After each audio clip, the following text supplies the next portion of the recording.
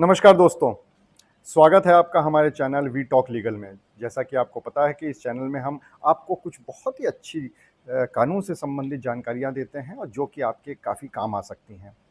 तो आज हम जो टॉपिक लेके आए हैं वो बहुत महत्वपूर्ण है, वो बहुत महत्वपूर्ण इसलिए है क्योंकि ये एक ऐसा टॉपिक है जो कि शायद लाखों नहीं, बल्कि करोड़ों लोगों से संबंधित है और वो है मकान मालिक और किराएदार के बीच का झगड़ा। जी हाँ, बहुत सारे लोग परेशान हैं कि सालों से उनके किराएदार जमे हुए हैं या वो खाली नहीं कर रहे हैं या फिर किराया नहीं दे रहे हैं और सबसे बड़ी बात जब इस मामले को लेकर सिविल कोर्ट में जाया जाता है, तो वहाँ पर बरसों लग जाते हैं, कभी-कभी तो 30 से 40 साल लग जाते हैं। लेकिन अब ऐसा नहीं है। अब अगर आप चाहें तो ना सिर्फ़ आप अपने किराएदार से किराया ले सकते हैं, बल्कि उससे जगह भी खाली करा सकते हैं और वो भी बहुत थोड़े समय में। कैसे? उसके लिए हम आपको बताते हैं क्योंकि एक नया कानून आया है और उसी कानून के बारे में आज हम आपको 10 ऐसी चीज़ें बताएँगे जो कि उस कानून से संबंधित हैं, जो आपके बहुत काम आ सकती हैं। तो इस वीडियो को पूरा ज़रूर देखिएगा और जब देख लीजिएगा तो उसके बाद उसे शेयर कर लीजिएगा। हमारे जो चैनल है उसको सब्सक्राइब कर लीजिएगा क्योंकि हम बहुत महत्वपूर्ण जानकारी आपको बहुत आसान शब्दों में देते हैं। तो सबसे पहले तो हम आपको ये बता दें कि इस कानून को कहते क्या है। इस कानून का नाम है UP regulation of urban premises tenancy act 2021। यानी 2021 में ये कानून आया था और इस कानून में ज़्यादातर चीज़ें मकान मालिक के फ़ेवर में हैं। ऐसी-ऐसी चीज़ें हैं, ऐसे-ऐसे प्रावधान दिए गए हैं जिससे कोई भी किराएदार मकान मालिक को परेशान नहीं कर सकता, बिना किराया दिए रह नहीं सकता और अगर मकान मालिक को अपनी ज़रूरत के लिए वो जगह चाहिए है, तो वो उसको खाली भी करना पड़ेगा। तो पहली बात तो ये हो गई। दूसरी बात इसमें ये है कि ये अब सिविल कोर्ट में किराएदारी का विवाद नहीं जा सकता। जी हाँ, मतलब कि सिविल कोर्ट में जाना बैन है। अगर मकान मालिक और किराएदारी के बीच का विवाद है, तो अब इस एक्ट के तहत रेंट अथॉरिटी में जाना पड़ेगा। रेंट अथॉरिटी क्या है? रेंट अथॉरिटी प्रशासनिक पद पे है, यानी कि इसमें डीएम नॉमिनेट कर देते हैं अपने किसी अधिकारी को, जैसे मान लीजिए एडीएम को, और फिर एडीएम उस रेंट से संबंधित सारे मामलों को देखता है। क्योंकि जैसा कि आपको पता होगा कि प्रशासनिक अधिकारी के पास प्रशासनिक पावर भी होती है, मजिस्ट्रेट की पावर भी होती है, तो मजिस्ट्रेट की पावर के तहत वो इन चीज़ों को देखता है। यानी सिविल कोर्ट में इस एक्ट के आने के बाद अब कोई भी मामला नहीं चल सकता सिविल कोर्ट में, अब जो भी चलेगा वो रेंट अथॉरिटी में चलेगा। तीसरी बात तीसरी जो बात है वो ये है कि रेंट अथॉरिटी में चलने की वजह से अब इसमें तारीख पे तारीख नहीं लगेगी।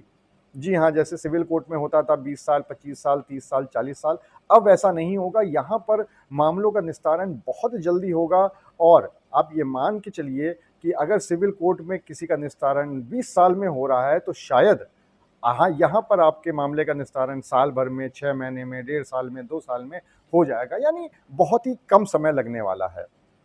अगले पॉइंट पे हम आते हैं कि सिविल कोर्ट में ये होता था अभी तक पुराने कानून के तहत कि पता चला कि आपने किसी वजह से किराएदार से किराया नहीं लिया, तो उसको खाली ना करना पड़े इसके लिए वो सिविल कोर्ट जाता था, वहाँ पे किराया जमा कर देता था। अब साहब आप केस लड़िए, वो तो वहाँ किराया जमा ही कर रहा है। लेकिन अब ऐसा नहीं है।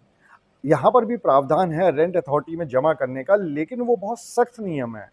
सपोज़ करिए आप मकान मालिक हैं और बिना किसी वजह के आप किराया लेने से मना कर रहे हैं, तो फिर किराएदार जाकर एक कानूनी प्रक्रिया के तहत रेंट अथॉरिटी में किराया जमा करेगा और फिर रेंट अथॉरिटी आपसे पूछेगी, आपसे कहेगी कि आप पैसा ले लीजिए। यानी ऐसा नहीं कर सकता किराएदार कि सिविल कोर्ट में जाके जैसे वो जमा कर देता था, फिर निश्चित हो जाता था कि अब तो कुछ नहीं होने वाला।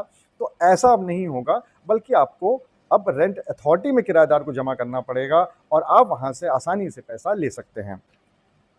अगले पॉइंट में ये है कि ये पूरा जो करारनामा बनता है, जो रेंट अथॉरिटी माफ़ कीजिएगा, जो रेंट के लिए जो पूरा करारनामा बनता है, वो आप अब अपलोड कर सकते हैं रेंट अथॉरिटी की वेबसाइट पे। जी हाँ, वैसे करना तो दोनों का चाहिए, मकान मालिक और किराएदार को एक साथ, लेकिन मान लीजिए किराएदार आपका बदमाशी कर रहा है और वो नहीं जमा कर रहा, तो उसकी जगह पे आप जमा कर सकते हैं, अपलोड कर सकते हैं। तो उससे क्या होगा कि रेंट अथॉरिटी के पास ये पहले से जानकारी होती है कि आपने फलाने के साथ एक करारनामा किया हुआ है और वो रेंट अथॉरिटी के पास मौजूद है। एक और दिक्कत आती थी कि पता चला 20 साल, 30 साल से कोई किराएदार रह रहा है और उसने उस समय शुरू किया था ₹50, ₹100 से और आज भी वो इतना ही किराया दे रहा है। लेकिन अब ऐसा नहीं है। अब इस एक्ट के तहत एक फ़ॉर्मूले के मदद से आपको जो आज के दर का किराया है वो मिल सकता है। हालाँकि इसके लिए आपको करना ये पड़ेगा कि आपको जाना पड़ेगा रेंट अथॉरिटी में, लेकिन आपको आज की दर से किराया मिल सकता है। अगर हम अगले पॉइंट की बात करें कि कौन लोग रेंट अथॉरिटी में केस ला सकते हैं। अगर आपका कोई भी केस पहले से सिविल कोर्ट में नहीं चल रहा है, तो फिर आपकी किराएदारी दी हुई कितनी भी पुरानी हो, आप इस रेंट अथॉरिटी में इस एक्ट के तहत केस ला सकते हैं। बस शर्त यही है कि सिविल कोर्ट में कोई किराया मतलब मुकदमा नहीं चल रहा हो, और अगर वहाँ पे मुकदमा चल रहा होगा तो फिर आपको वो केस वही सिविल कोर्ट में ही लड़ना पड़ेगा। अगर किराएदार किराया नहीं दे रहा है और रेंट अथॉरिटी के आदेश के बाद भी नहीं दे रहा है, तो आप ये मान के चलिए कि आपको अपना दुगना, यहाँ तक कि 4 गुना किराया भी मिलेगा। ये बहुत बड़ी बात है। तो इस वजह से किराएदार अगर किराया नहीं दे रहा आदेशों के बावजूद भी, तो उसको भारी पेनल्टी चुकानी पड़ेगी। एक बात समझ लीजिए कि इस पूरे एक्ट के तहत जो किराएदारी से संबंधित विवाद हैं, केवल और केवल उन्हीं के मामले रेंट अथॉरिटी में आ सकते हैं। मालिकाना हक को लेकर कोई भी मामला नहीं आ सकता, यानी मालिकाना हक के लेकर अगर कोई मामला है तो फिर वो सिविल कोर्ट में ही करना पड़ेगा।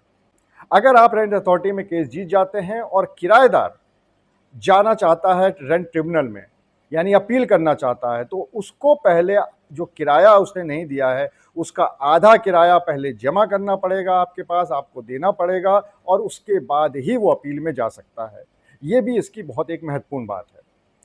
तो दोस्तों, ये महत्वपूर्ण बात कुछ ऐसे पॉइंट्स थे जो कि मैंने आपको बताए, लेकिन इसके अलावा भी बहुत सारी चीज़ें हैं, बहुत सारे ऐसे पॉइंट्स हैं, बहुत सारे ऐसे सेक्शन हैं इसमें जो कि मकान मालिक के हक में है, और वो अगर आप जानना चाहते हैं तो आप कमेंट बॉक्स में मुझसे पूछ सकते हैं। अगर कई लोगों का एक ही क्वेश्चन होगा तो मैं उस पर अलग से वीडियो बना दूंगा, लेकिन अगर अलग अलग भी होगा तो मैं आपका कमेंट में जवाब दे दूंगा।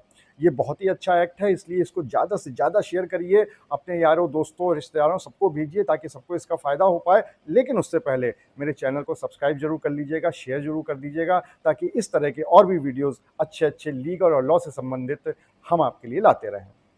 अगली वीडियो तक के लिए नमस्कार।